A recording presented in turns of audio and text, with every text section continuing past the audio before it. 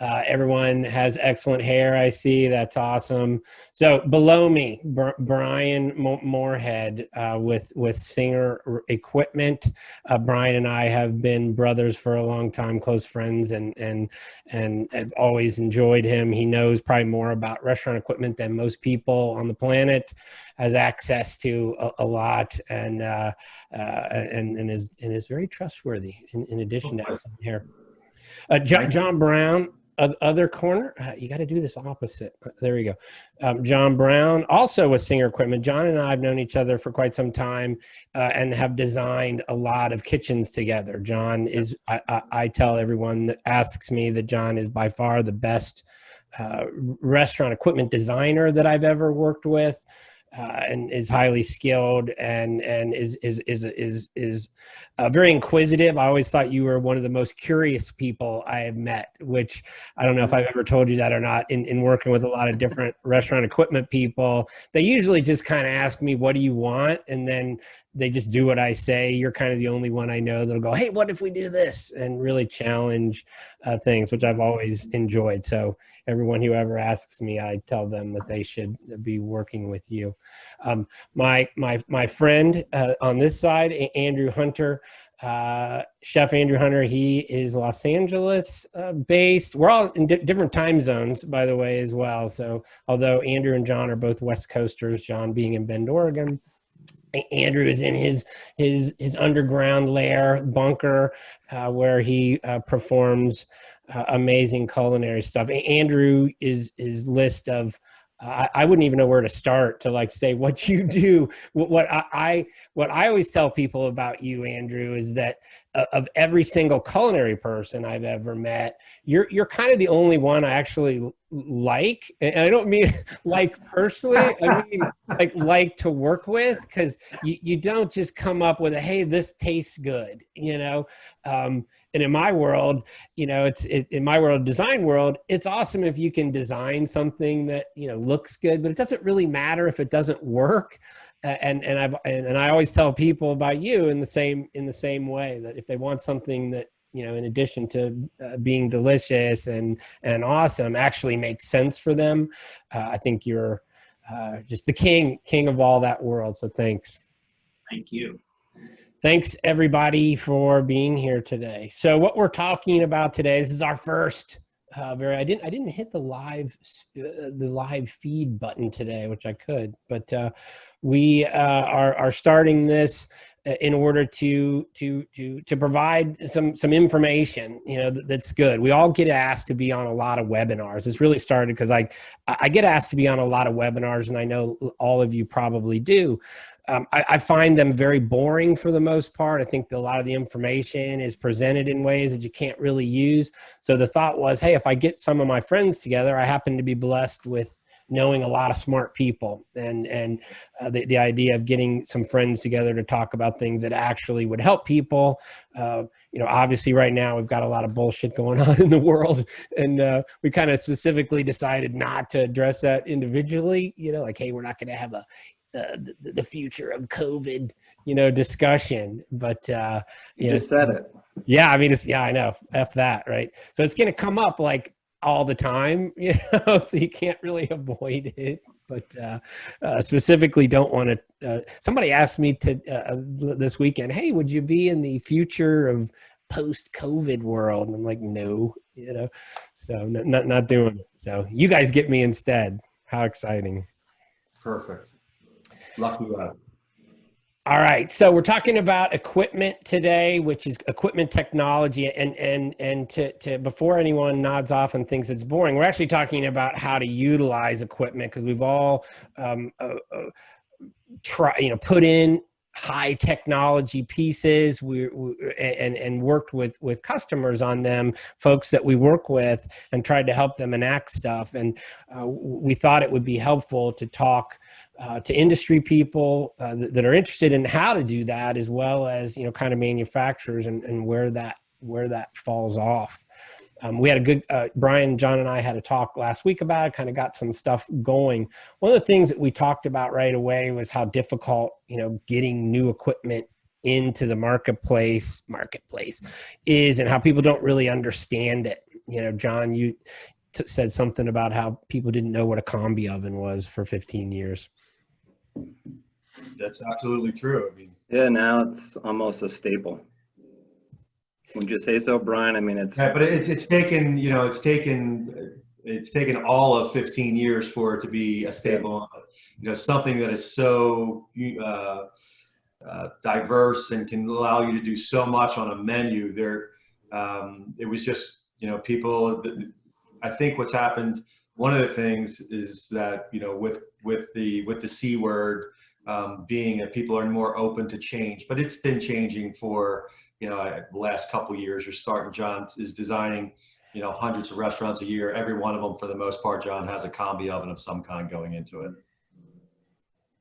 yeah. So people just didn't know how to use it. Like we did a food hall, and only one person wanted one. And while we were working with the food hall vendors, we had a kind of a different formula with trying to talk through each vendor what they wanted and how they could utilize it. And I spent some time trying to figure out how to get people to do things smarter. And one of the things we're going to do going forward is bring Andrew in. He's on that side. It's like opposite of the, bring Andrew in to as we review people's menus, to talk about what they should be using, because most people just don't know, so we put that combi oven in a Chinese concept in a food hall, and they literally let it sit there because they didn't know how to use it. I was like, well, why did you ask for it? But later thought, wow, there's a big opportunity to not only teach people how to do it, but teach people how to use what their products and how to make stuff that works.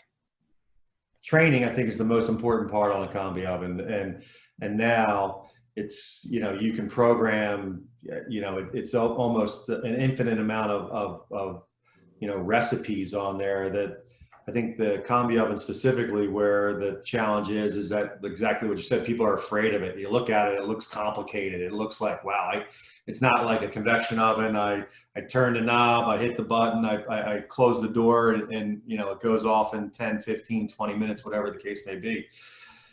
Combi oven, you're injecting steam into the compartments, and it could change, obviously the dishes based upon humidity level. So there's a lot of other things but now they really have simplified a lot of the menu operations. So even for the hourly employee, it is much less cumbersome and intimidating than it used to be. But it comes back to a lot of what we talked about: training. How do we actually use it? What is it? And I know we'll get into that. So I agree with the training piece. Training is always important, regardless of what we're doing. So I totally agree. I think the other thing to help operators understand is that labor savings with combis specifically is huge, and also management of production schedules. So the idea that you can put a few pork roasts in the oven as the final thing you do before you turn out the lights, and then you walk in the morning and it's perfect. That's huge. That's huge for somebody as they're managing oven space and people and all of that sort of thing. But it is important to help them feel like they can use it and they know how to use it, and because it's just one more thing to figure out.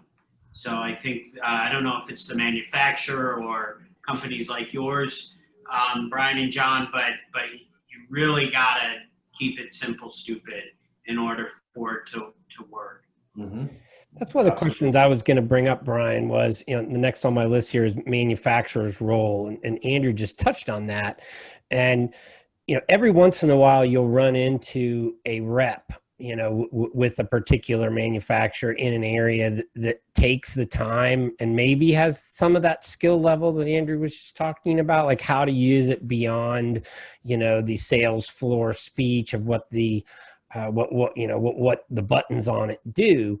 That's where I've always been kind of surprised that I get it because the way the business works a little bit, but it seems like a big opportunity for a manufacturer, say, to have people, when I ask them, they'll go, oh yeah, we've got a corporate chef, but as a customer, I kind of got to push it, to ask, hey, I need to know what this can do for our company, which I've always found surprising, even working at a large chain as an example, where there's a lot of opportunity for a manufacturer to affect what's going on. They don't really send people in who know. Well, I think you did a couple of things. There are two different, levels of training. I think when we're, if we're talking, we want to keep it on the combi side. So the chef training is certainly, they talk the language, they understand things a little bit different than, a manufacturer's rep, who, again, a lot of guys have great knowledge and a lot of great industry knowledge, but they don't know how to create the menus or the recipes specifically.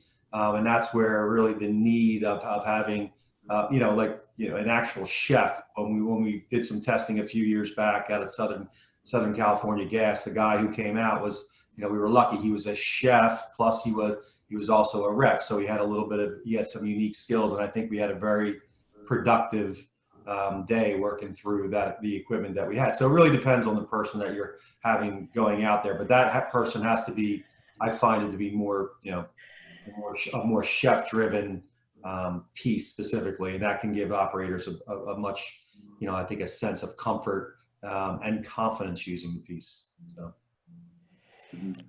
Definitely. I mean, I've always thought they should hire people like Andrew, to do that kind of work, so that, it seems obvious to me, that's like a missing component in what they do at their shows. They'll have a dude, in a jacket, and people are walking around looking at stuff, and they'll kind of go through the features, kind of like used car salesman. But most of those people aren't really at a show. The people that they really need to get to, that's, maybe chain buyers and people like me, and they might get, they get some operators, obviously, but sending people like, out to do that, or even to do videos ahead of time to show, here's what this can do, and provide real world examples in a restaurant, because that seems to be, the Andrew's example of, hey, if this is your kind of menu, maybe even different types of restaurants, like, hey, in a Mexican restaurant, these are some examples of stuff that you might be able to do with these pieces,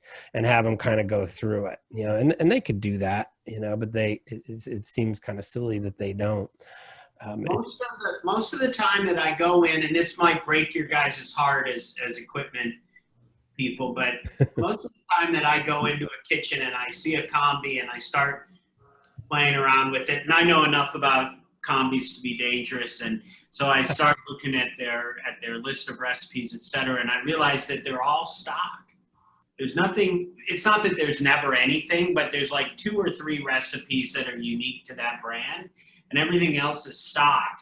And so they're using it as just as dumb, not in a derogatory word, but just as without any of the technology that it has. They don't even understand that combi means a combination of moist and dry, and so, or wet and dry. And so anyway, I think there's a good long way to go. I was working for a 50-unit concept, and we were going to make our own sauces, and everybody was so excited. And it was just cold sauces, mayonnaise and, garlic or what have you, just simple stuff. And what I realized quickly was that not just the frontline employees, but the managers didn't know what decimal points were. So if we were going to use a scale, which we determined was the best, they didn't know that 0.5, and so I started probing, and they didn't know how many ounces in a pound, and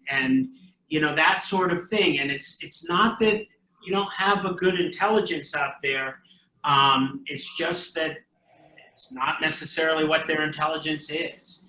And so we can never underestimate or overestimate the importance getting out there and really like literally doing it for people.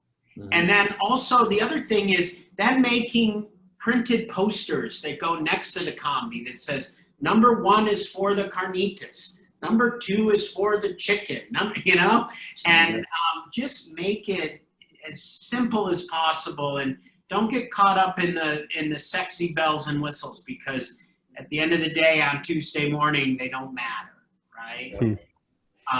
So I feel like the Luddite of the group, the anti-technology guy, but I do want to be the voice of what really happens in the kitchen, and it can be beautiful.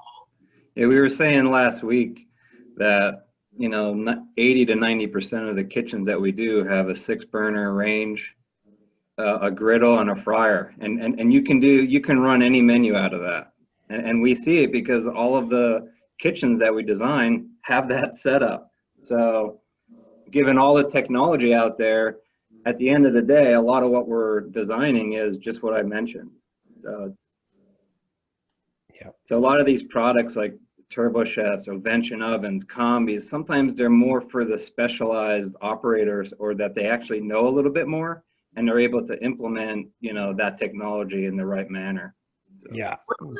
Where does stuff like clean energy and I don't even know what all the things are, but induction instead of gas, where does all of that kind of stuff play in the definition of technology? Because I think a lot of times clean equipment is easier to keep clean and to function efficiently and so forth. Brian, you got one of the. I'll answer that I'm too. sorry. Go ahead. To me, one of the biggest energy pieces that I've seen since I've been designing has been hoods with variable frequency drive. When I first started, they weren't like that. It was on or off, like you mentioned earlier, like big, dumb, and stupid. I first started designing. That's how hoods work, on and off. That's it. Well, now all hoods, from what I understand, almost every hood fan concept that we do has this variable frequency drive. So I could imagine, in terms of technology and dollars, what that saves if you were to add that all up, like from an industry perspective, the dollars of and energy that's saved just from that technology.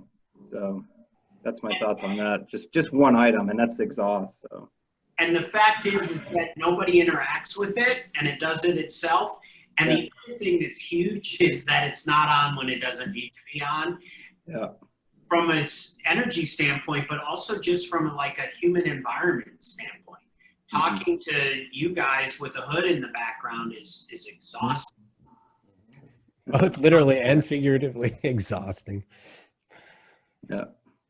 But you mentioned induction. I think any type of burner or I love inductions, putting just the ability, and I'm sure Andrew, you can speak of this, like especially in environments where you can't have a hood. So I just think the fact of having a burner in any concept, the ability to be able to heat something up, whether it's a microwave or a burner, I just think there's a lot that you can do with a burner.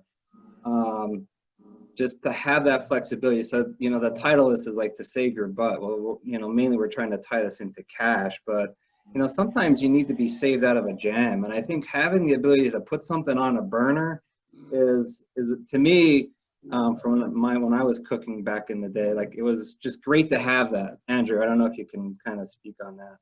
Yeah, I've never been in the Alinea kitchen in Chicago, but I understand that it basically, I'm sure it's more sophisticated than this, but the teams or the stations understand what their responsibilities are for the day, and when they need to saute.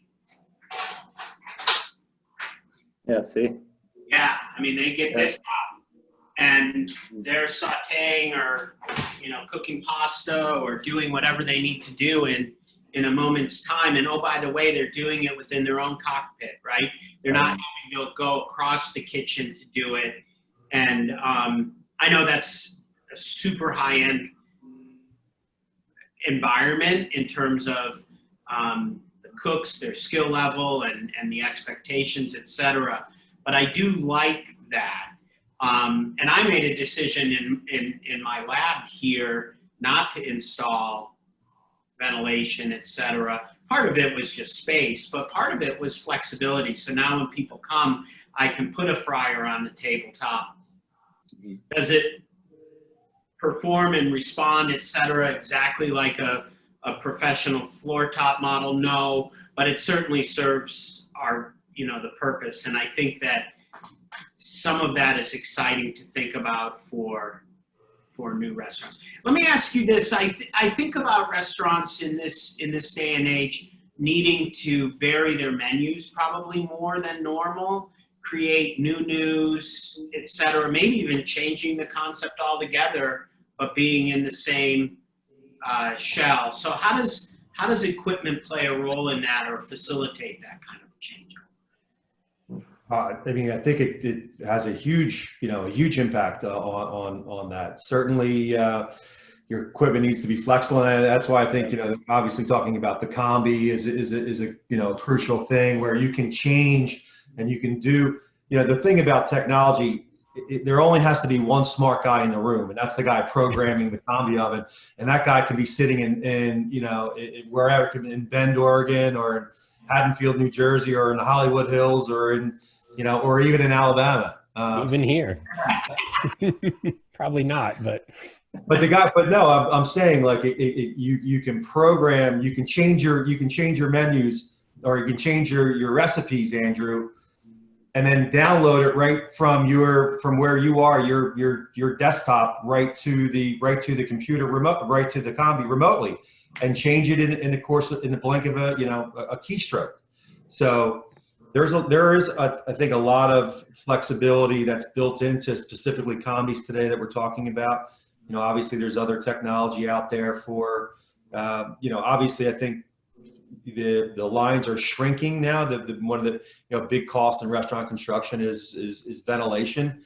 John, that's why another reason induction burners are really valuable. They're flexible, they can go out, but combi ovens, they can be ventless.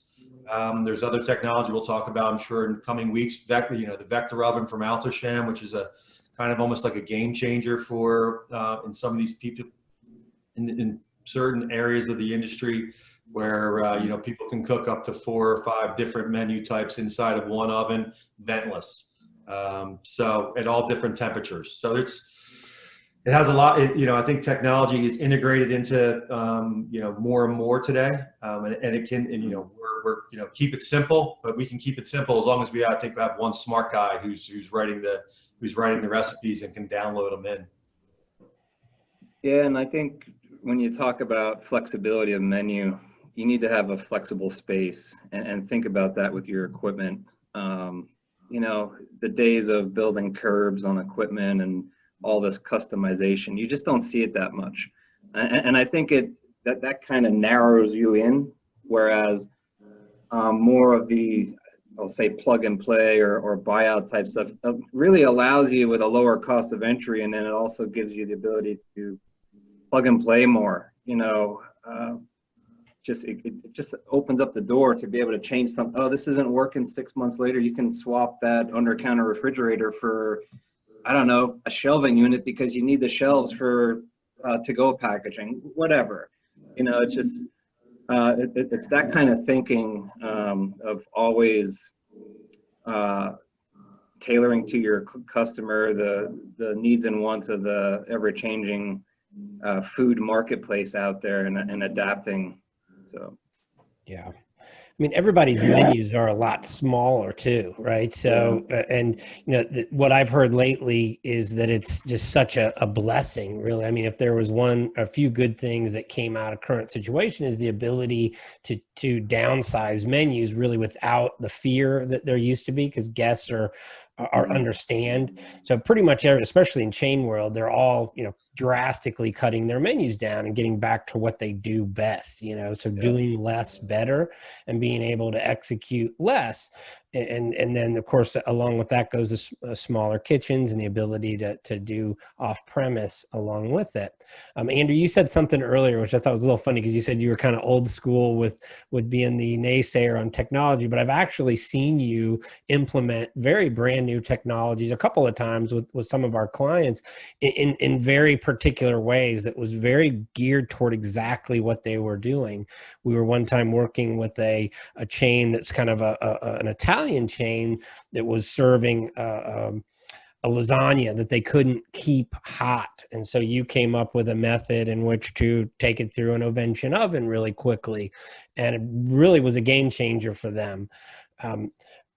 And then also we were working with someone else where you did an entire kind of protein and sandwich menu that was really out of a Turbo Chef, pretty much the entire thing. There was a little induction griddle that we used but really that ended up being unnecessary. And it was really all about that.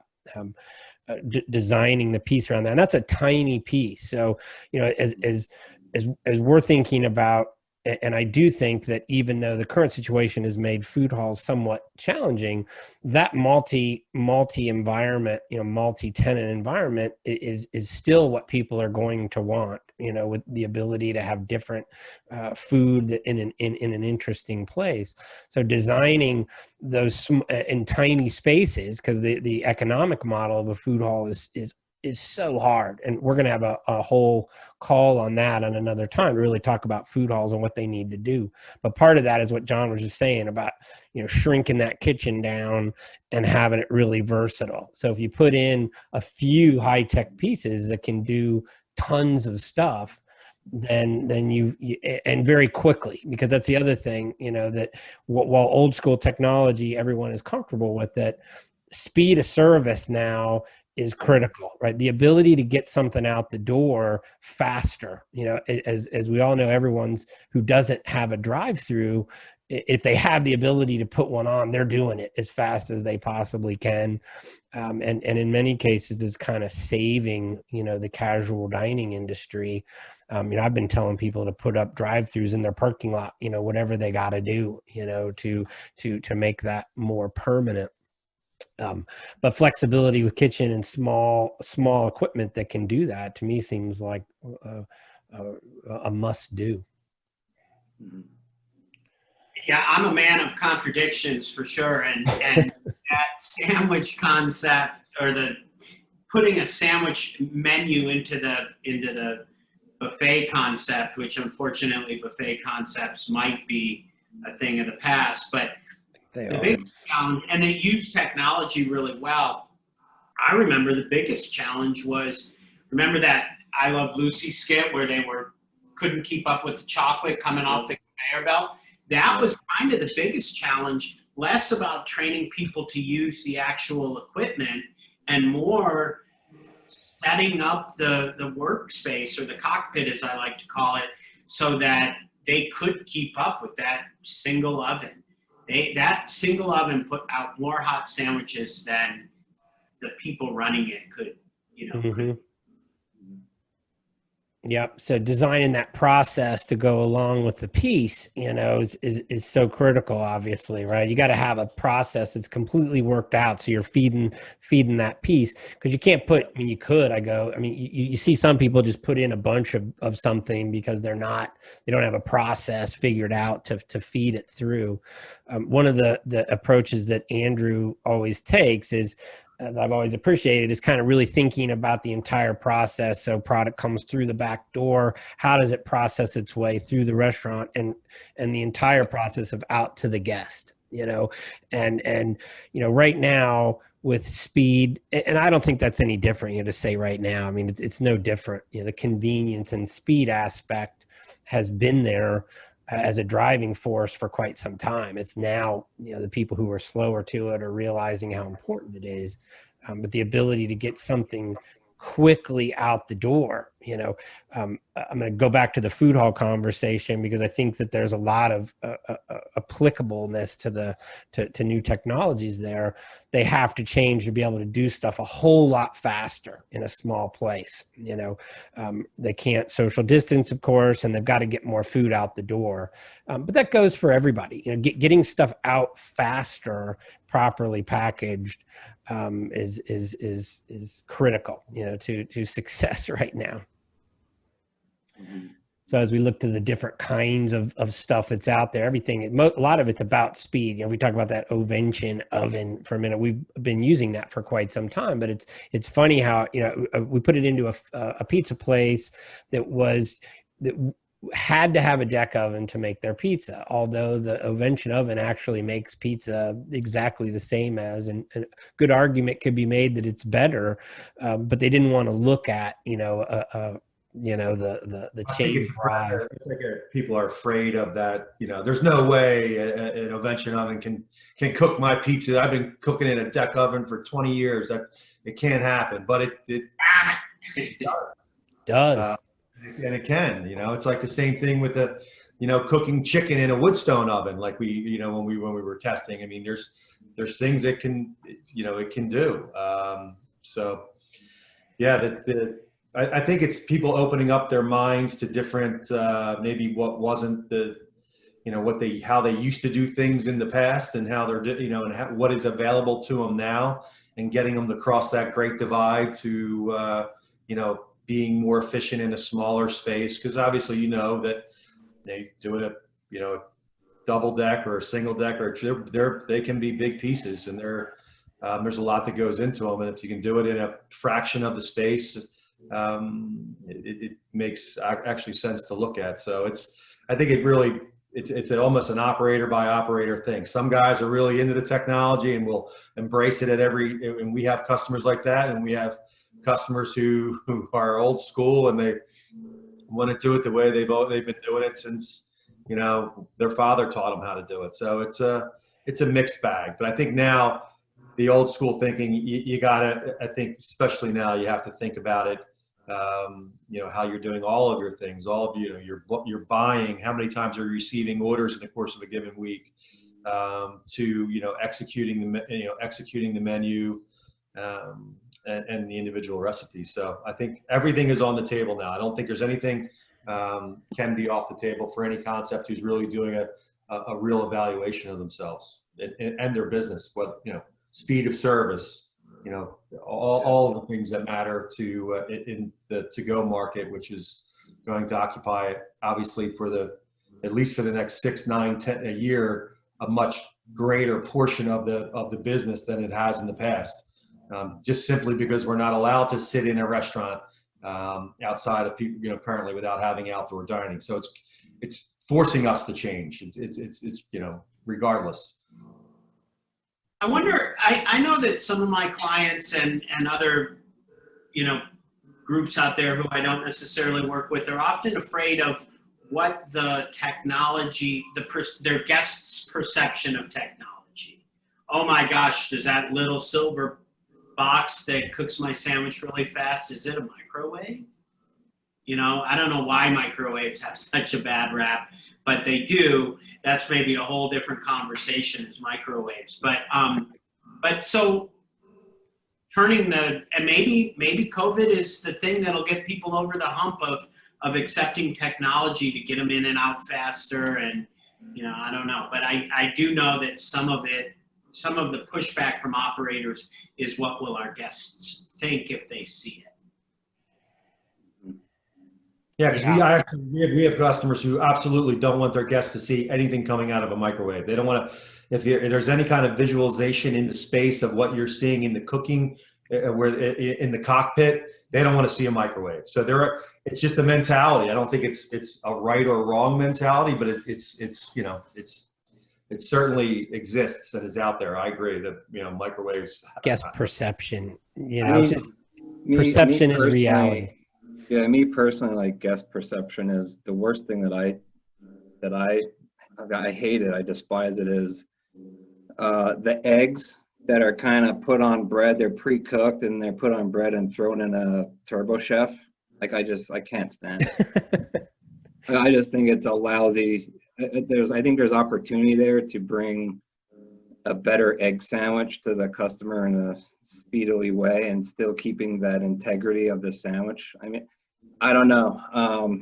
Maybe the griddle, like a 6-foot griddle, is the only way to do it. I don't know, but I just think that egg that's rubbery and kind of half cooked, or it's in a sous vide and then they throw it on bread and put it in a turbo chef. I can't. It's just horrible. But that's just me.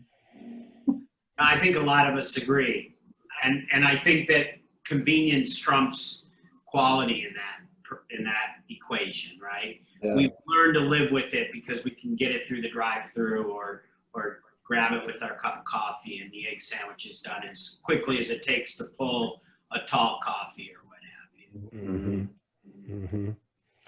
Mm-hmm. One of the things you were saying earlier about just current times making people think differently, what I've noticed is how many things, everything that's being talked about is the same things that we were talking about before. They're just being talked about more and faster. You know, you have to do it more and faster. I think a few of the people that have taken a good attitude about it really just think about it as they look at every one of their opportunities, whether it's off premise, as a revenue center. So if it's each different one, kind of evaluate it separately as a separate entity. So if it's a casual dining, I'm working with one client right now that's luckily enough has a drive-through, also is a casual dining restaurant. We're converting them to a quick casual, fast casual experience inside, but they also have a pretty strong catering program, and then they also have a pretty strong curbside. So instead of trying to say, view it all as one, we've separated it, and we're viewing each customer journey completely separately. So you actually draw a customer journey chart for every single line of business revenue, and how can we make that experience better, faster, and remove obstacles for each.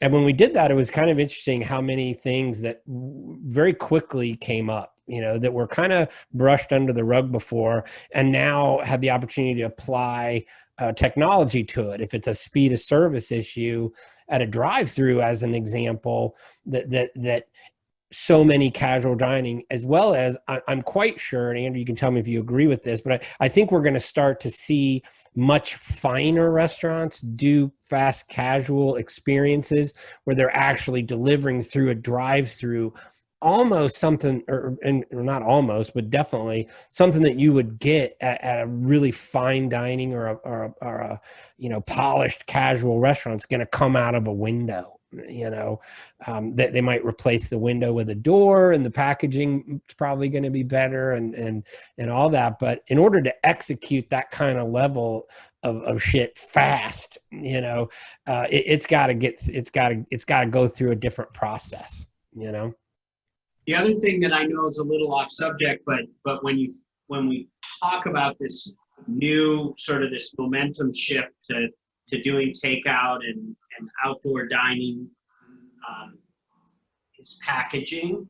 Mm-hmm. We were just up in San Francisco, and we went to our favorite dim sum place. It's amazing. I think it rivals Hong Kong in dim sum. And when you sat down, there was a plate in a hermetically sealed bag, and there was a napkin and everything that you kind of needed, and the chili sauce and the mustard and the soy came in little souffle cups with snap-on lids, and then all of the food came out in clamshells, except for the steamed items came out in their little wooden steamer baskets, and it was $180 before tip, and it was like, wow, the food was good, but our experience was lessened because of the way we had to do this. So again, I know it's a segue into a different conversation, but I do think that packaging and the way that we present and hold food now really is going to have to be looked at. I think packaging and how you, because we can all talk about it ourselves. In the last 2 weeks, you ordered food from somewhere and took food out, and how that came to you, when you want to eat it, how it was, how the consistency was, how, what your experience was. I think there is a, to go packaging and how that all of that whole side of the business is a huge deal to, because I speaking to a colleague earlier, you go to a Palm and you want to get, and you want to, you want a steak and a potato, it's got to carry, and that kind of stuff will carry well, as opposed to maybe you're going to a fine dining and you're going to take that to go. And then what is that, so that to go packaging and how the food, the integrity, obviously, Andrew, right? The integrity of the food is the most important thing for guests to get the ultimate experience. I think it's a huge deal. I really do. And I know there's a lot of smart people and a lot of smart companies that are probably already have it figured out, but there's a cost associated with that. Obviously, I always believe you get what you pay for. You want to, you want cheap to go stuff. You're going to get, you're going to get that, and it's the product that's coming out of it isn't going to be, your best representation of yourself. So I know it's a little off subject, like you said, but I think it's a big deal moving forward, is that, how to go food is being not only prepared, but how it's put in these boxes and sent to your home, or where you take it to yourself. Yeah, for sure.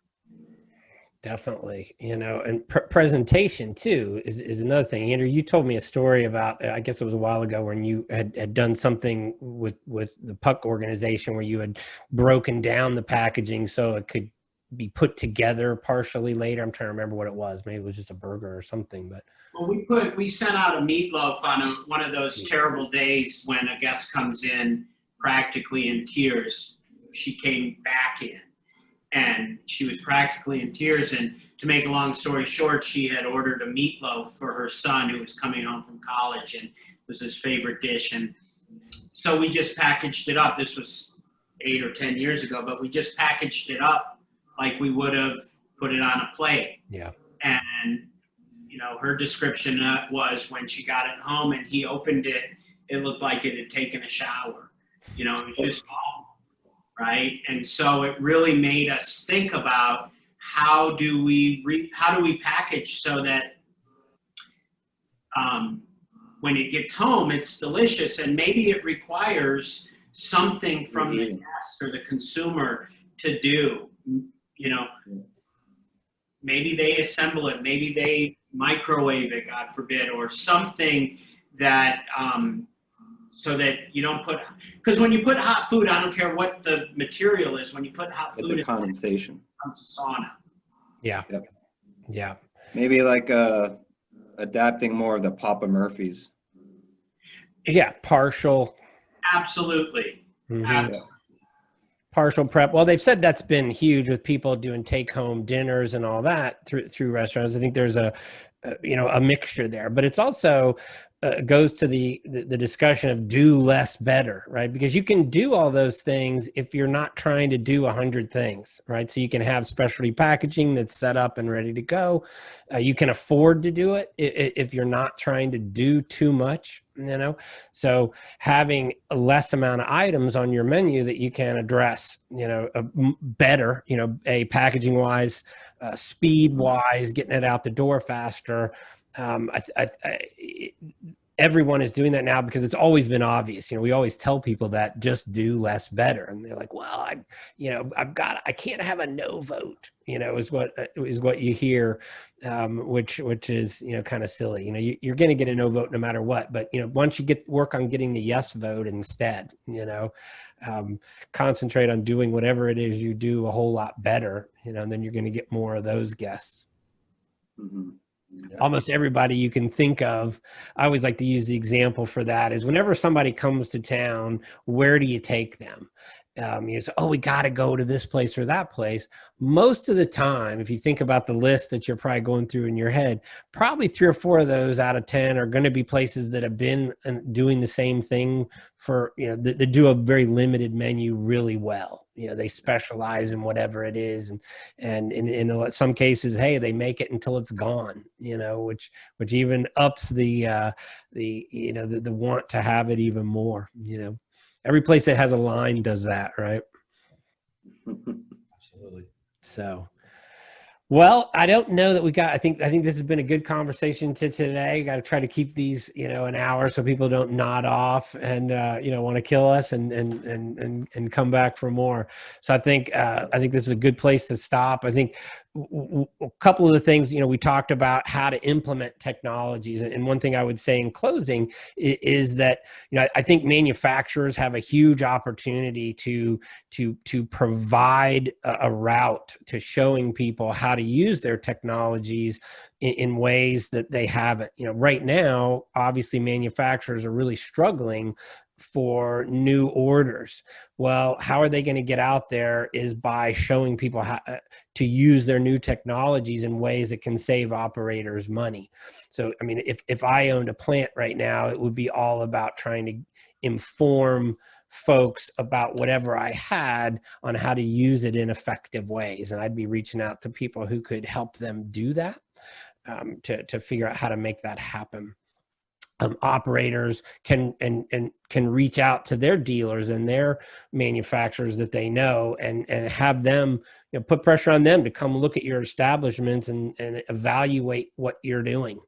A great rep will come and stand there, watch all day and go, man, I could save you a lot of money if we did this process differently. I was going to say this earlier, but a great rep adds so much value, and they're so rare, in your world, Brian and John, those reps that'll come out to your operation and, say, watch your dishwasher guy all day and determine, hey, if we change this process or use this piece that we have in a different way, all of a sudden it saves a whole lot of labor.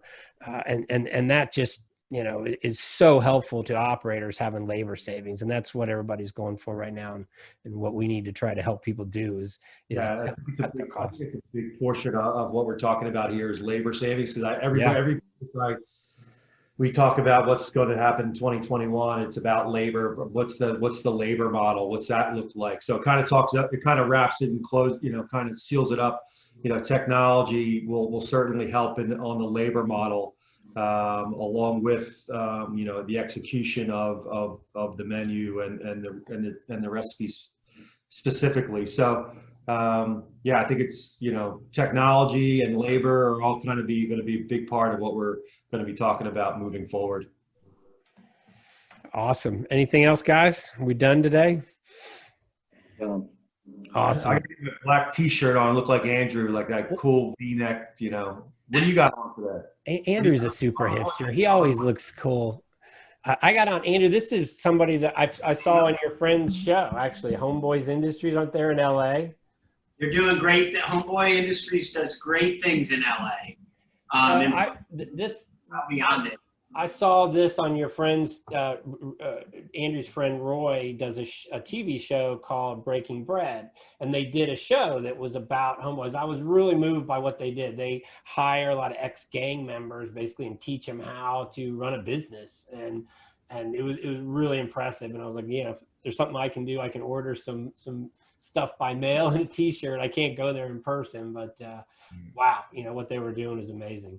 Yeah, what they do is they hire people and change their lives in a nutshell. It's amazing.